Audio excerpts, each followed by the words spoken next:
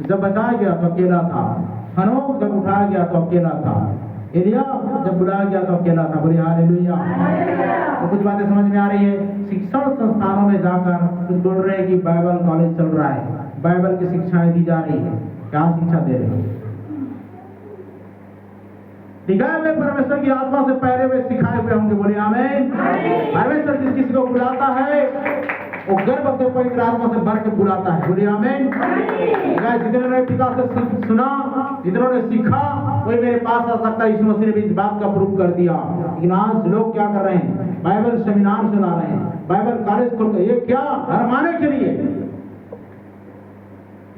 नाम को छोड़कर के उपाधि में बपतिस्मा दे रहे हैं।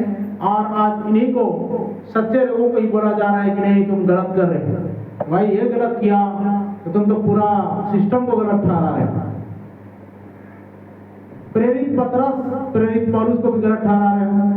और प्रेरित पौलुस और पतरस को अगर तुमने गलत बोला तो यीशु मसीह को भी गलत बोल रहे हो, है कि नहीं है?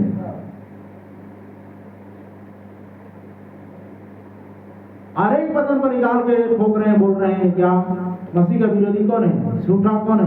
वो जो मसीह मतलब यीशु के मसीह होने का इनकार करता है। अरे एंटी क्राइस्ट आएगा तो मसीह विरोधी जो आएगा तो क्या अलग से वो आएगा कि मसीहत में से ही आएगा? और उसने तो साफ स्पष्ट बोल दिया है, तुम ही में से कुछ लोग निकलेंगे, बोल दिया था ना। अभी तो उन्हीं में से निकोलाइया निकला, निकोलाई निकला, निकोलाउस जिसका नाम है वो निकला। अब मूसा के समय में कौन निकला आपको बता दे रहा हूँ। एलिया के समय में कौन निकला आपको बता रहा हूँ। चलिए आगे। एलिया के समय में इजबेल निकली और मूसा के समय में कौन निकला ये भी आप समझ जाएंगे। कोरह नाम का व्यक्ति था, वो उठ खड़ा हुआ विरोध में। ये तीन खड़े हो गए। यीशु के समय में फरीसी सदुकी खड़े हो गए। तो आज अंतिम समय में भी क्या ये लोग खड़े नहीं होंगे? तो आगे चलिए चलते हैं। वह वहां पर तब तक ठहरा रहा जब तक कि परमेश्वर ने उसे एक संदेश के साथ न भेजा। और फिर वह ऊंचे शब्द से चिल्लाकर कह रहा था। क्या कह रहा था? मसीहा आ रहा है। बोले हालेलुया।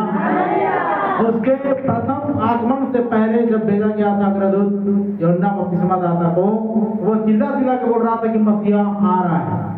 दूसरी बार जब आया वही यूहन्ना भविष्यद्वक्ता अर्थात एलिया का आत्मा, उसने भी बोला कि अब वो आ रहा है, अब वो आने वाला है। उसने भी यही प्रचार किया। डेली करते हुए जाइए। आज के लोग कुछ भी बोले चले जा रहे हैं और लोग कुछ भी सुने चले जा रहे हैं और लोग कुछ भी समझे चले जा रहे हैं। क्या सुनना है, क्या समझना है और क्या करना है इतना भी नहीं मालूम। भाई हम यहाँ पर पवित्र वचनों से मिलने वाले एक चेतावनी को ग्रहण करें। क्यों ऐसा ही उस मूसा के दिनों में नहीं था जिसे परमेश्वर ने ही प्रमाणित किया था कि कोरा उठ खड़ा हुआ था और उसे सामर्थी भ्रष्टता का सामना किया था। किसका? मूसा का। उसने मूसा से वाद विवाद किया था और इस बात का दावा किया था कि उसके पास भी लोगों की अगुवाई करने के लिए परमेश्वर की ओर से उतना कुछ है जितना कि मूसा के पास है। कोरा उठ खड़ा हुआ और उसने भी दावा किया कि जो तेरे पास प्रकाशन है परमेश्वर की ओर से उतना मेरे पास भी है। ऐसा बोलकर उसने क्या किया था? उठा खड़ा किया, मतलब उठ खड़ा हुआ था। वो लोगों की अगुवाई करने के लिए परमेश्वर की ओर से मेरे पास भी कुछ है।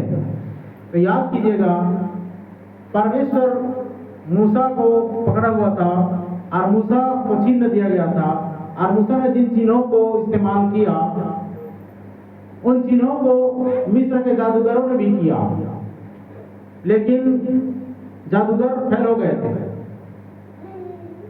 मूसा की लाठी सांप बना तो उन्होंने भी लाठी से सांप बनाया, लेकिन उनकी सांप को मूसा के सांप ने क्या कर लिया था?